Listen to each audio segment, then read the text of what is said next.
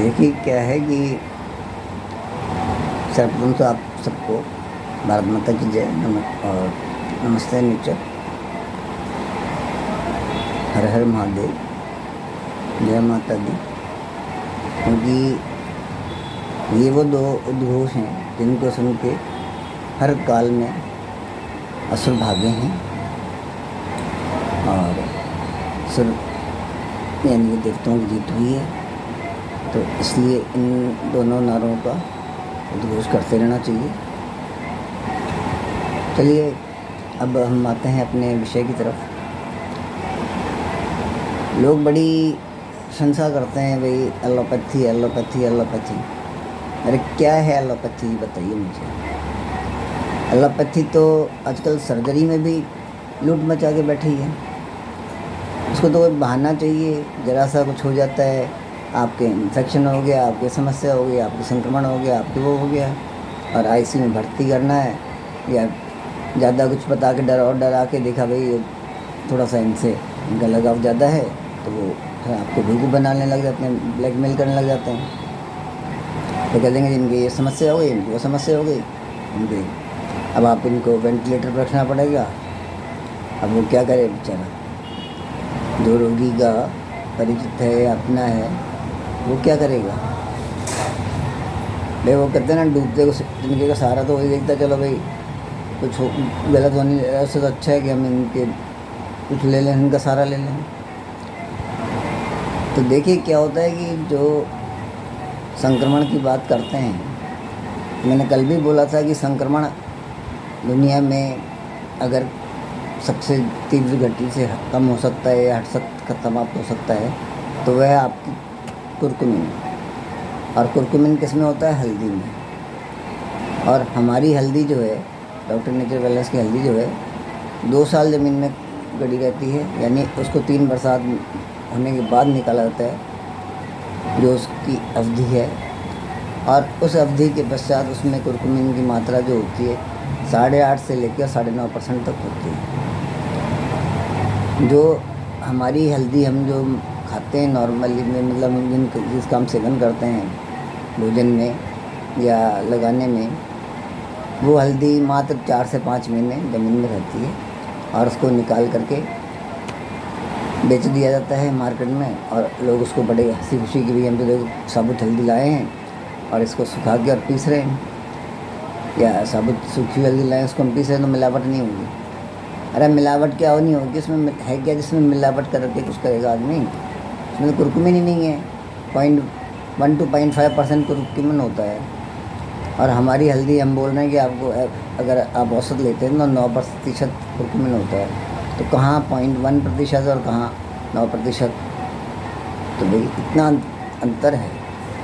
तो हमारे ये कहने का है कि डॉक्टर नेचर वेलनेस की जो हल्दी है, हल्दी जो हमारी टर्मरिक ड्रिंक मिक्स में डली हुई है, अगर वो देते हैं तो संक्रमण ठीक होने में बहुत सहायता मिलती है। इसी प्रकार हमारा इम्यून जूस है, इम्यून प्लस जूस जो है, अगर आप रोगी को पिला सकते हैं तो इम्यून प्लस जूस दीजिए। और अगर वो आप ही कहते हैं कि उसको पानी जल कम देना है या वो नहीं पीला ज़्यादा, तो फिर आप उसको इम्यून प्लस ड्रॉप्स दीजिए। साथ में आप हमारी एल्कलाइन मिनरल ड्रॉप्स हैं वो दीजिए, ठीक है ना। और पंच तुलसी ड्रॉप्स भी हमारी हैं जो वो आप दीजिए साथ में। और अगर आपके लिए संभव हो उसको देना, चाहे आप हमारी जो गोली है इम्यून मॉड्यूलेटर टैबलेट, उसको पीस करके उसका पाउडर बना करके और उसको आप कैसे भी अगर उसको देंगे तो आप विश्वास नहीं करेंगे। अगर डॉक्टर ने आपको 3 सप्ताह बोला है संक्रमण ठीक होने में, तो आपके संक्रमण 1 सप्ताह में ठीक हो जाएगा। और दुष्प्रभाव यही है कि आपके 3 सप्ताह का अवधि जो थी वो 1 सप्ताह में रह गई। तो वो जो पेशेवर डॉक्टर्स हैं, कसाई हैं, उनके पैसे कम मिले उनको, इसलिए वो ये कहते हैं कि साहब आप कुछ मत दीजिए, हमारे ऊपर छोड़ दीजिए, हम उनको कर रहे हैं, ठीक है ना। दूसरी बात आती है कि भाई ये तो हुई कि भाई चलो संक्रमण के बारे में बात,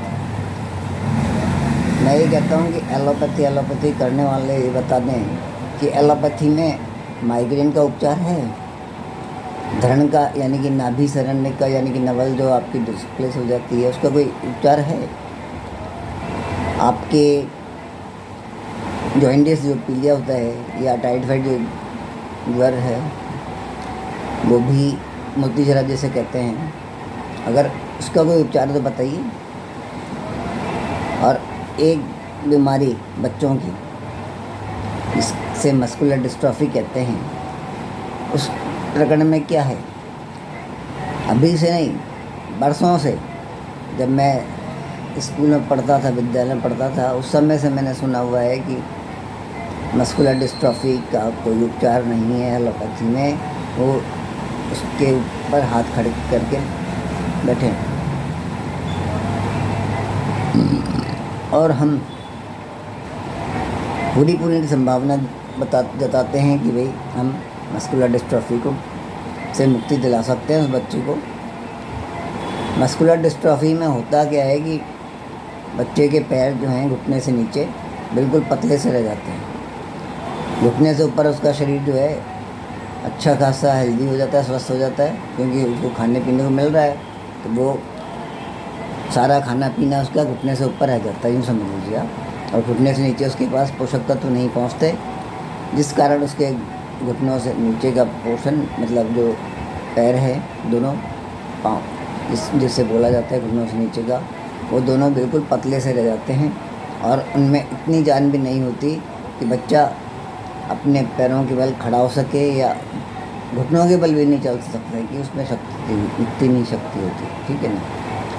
उस प्रकरण में ऐसी बीमारी में मेडिकल साइंस जिसे बोला जाता है यानी एलोपैथी, वो बिल्कुल निस्सहाय है, लेकिन हमारी प्राकृतिक चिकित्सा पद्धति और आयुर्वेद का संयोजन जो है वो उसको एकदम सही कर सकता है। अब मैं गारंटी नहीं बोल सकता क्योंकि गारंटी शब्द आजकल बोलना गुनाह है, अपराध है, लेकिन हम ये कहते हैं कि 99% संभावना उसके ठीक होने की होती है। बस हमारी एक छोटी सी बात जो उनको माननी है, उसके घर वालों को माननी है, वो ये है कि जैसे हम कहें वैसे उसको करना है, मतलब उसके घर वालों को भी वैसे करना है, उसको भी वैसे करना है। हमने जो कहा कि भाई आपको ये नहीं खाना, वो नहीं खाना, उसका सेवन नहीं करना, उसका सेवन नहीं करना है, या उसका सेवन करना है और ऐसे करना है, और तो आपको वैसे ही करना है। अगर आप वैसे करेंगे, हमारे कहे अनुसार चलेंगे, तो आप ये मान के चलिए कि आपको यथाशीघ्र सकारात्मक परिणाम मिलेंगे ही मिलेंगे, जिसकी आपने कभी कल्पना भी नहीं की होगी। अब आपके बात आती है जी कि धरण, तो धरण मतलब हमारी जो नाभि होती है, नवल होती है, जिसे नवल बोला जाता है, तो नाभि भूखे रहने से या आपने कोई भारी वज़न उठा लिया या कुछ और ऐसा कर लिया तो नाभि खिसक जाती है। और नाभि सब जानते हैं कि नाभि से 72,000 नाड़ियाँ संचालित होती हैं। तो जब वो नाभि खिसकती है तो सारा हमारा अंदर का तंत्र है, सही इस तन को चलाने वाला जो तंत्र है, पाचन तंत्र और ये सब तंत्र मिला करके जो है ये अपने नियमित जो इनकी कार्य करने की क्षमता है उससे अवरोधित होते हैं। और ये कभी अगर वो दाईं तरफ खिसकी है तो बाईं तरफ खिसकी है तो उसको कभी उल्टी होएगी, कभी दस्त लगेंगे, यानी कि IBS जो कहलाता है वो उसकी समस्या होती है। कभी अगर ऊपर हो गई तो उसको वमन होगा या वमन करने की इच्छा होगी, यानी नूजिया जैसे बोला जाता है वो। और अगर नीचे खिसक गई तो आपके दस्त लग जाते हैं, लूज मोशन होने लग जाते हैं। तो ये ठीक करने के लिए आपके पास प्राकृतिक चिकित्सा ही है। एक्यूप्रेशर से हो सकता है, चुंबक चिकित्सा से हो सकता है, रंग पद्धति से हो सकता है, मृदा चिकित्सा से हो सकता है, जल चिकित्सा से हो सकता है, मंत्रों की चिकित्सा से हो सकता है, और तो और आपके संगीत की चिकित्सा से भी हो सकता है। तो ये सब जो मैंने नाम लिए हैं सारे के सारे आपके इसको प्राकृतिक चिकित्सा पद्धतियाँ हैं। इसमें एक्यूपंक्चर भी होता है जो सुई लगा के किया जाता है, सुई चुभो करके। और भी कई मतलब पद्धतियाँ हैं जिनके द्वारा आप अपना उपचार कर सकते हैं, वो संभव है। लेकिन एलोपैथी में इसका कोई उपचार नहीं है। आप ये देखिए जो जॉइंटिस है पीलिया, तो पीलिया क्या होता है? जब आपके गॉल ब्लैडर में कोई समस्या होती है और वो अब जो बाइल बनता है लीवर में, यानी कि जो यकृत में बाइल बनता है, तेजाब बनता है, उस वो तेजाब बन के गॉल ब्लैडर में जाता है और वहाँ इकट्ठा होता है। लेकिन जब गॉल ब्लैडर में वो तेजाब बहुत ज़्यादा भर जाता है और वो जमने लग जाता है, गाढ़ा होने लग जाता है, तो उस केस में कई बार गॉल ब्लैडर जो है, यानी पित्त की थैली जो है, नए वाले बाइल को या तेजाब को, जो भी तेजाब है, उसको वापस यकृत की ओर फेंकती है, यकृत की ओर भेजने लग जाती है,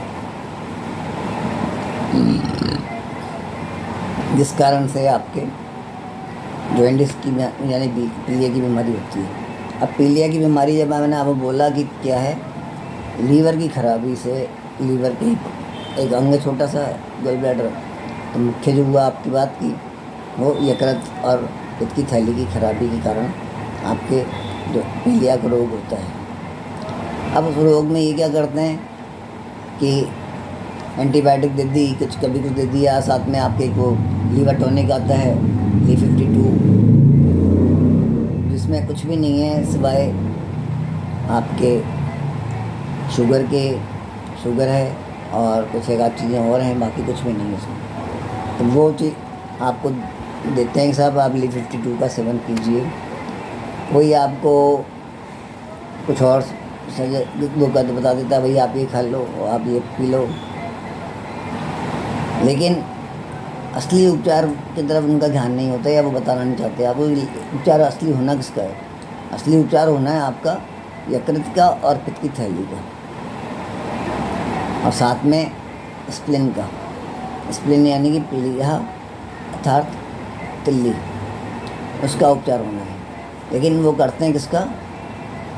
आपके पेट का उपचार खाली, कि भाई Li52 पी लीजिए, लीवर के नाम से है, लेकिन वो लीवर का उपचार नहीं कर पाते कि उसमें कुछ होता ही नहीं है। तो हमारा यही कहना है कि भाई आप अगर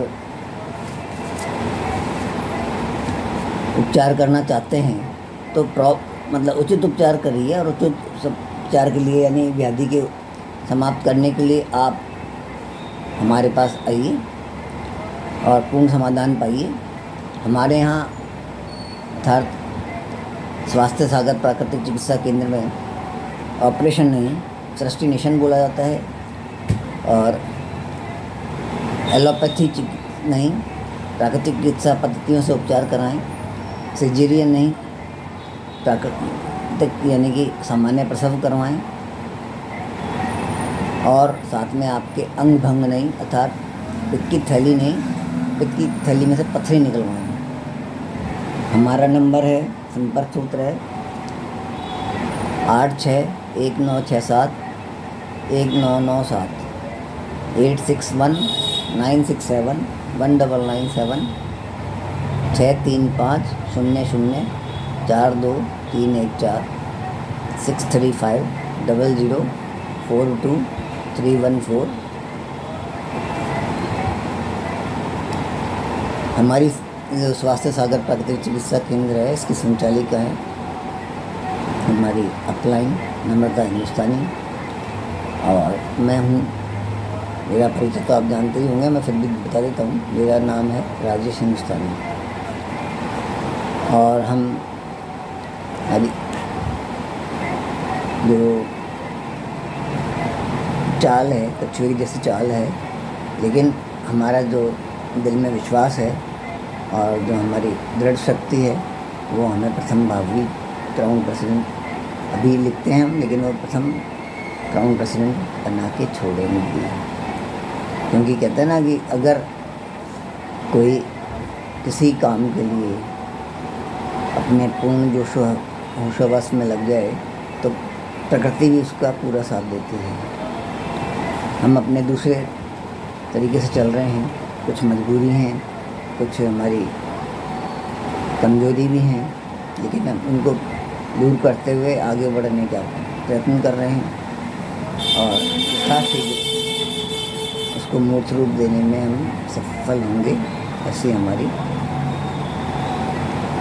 दृढ़ शक्ति की जो है विश्वास है हमारा, दृढ़ विश्वास है हमारा। तो आज के लिए इतना ही पर्याप्त है। आप मुझे आज्ञा दीजिए, मैं आपका परिचित हिंदुस्तानी आपको शुभ रात्रि बोलता हूँ। भारत माता की जय।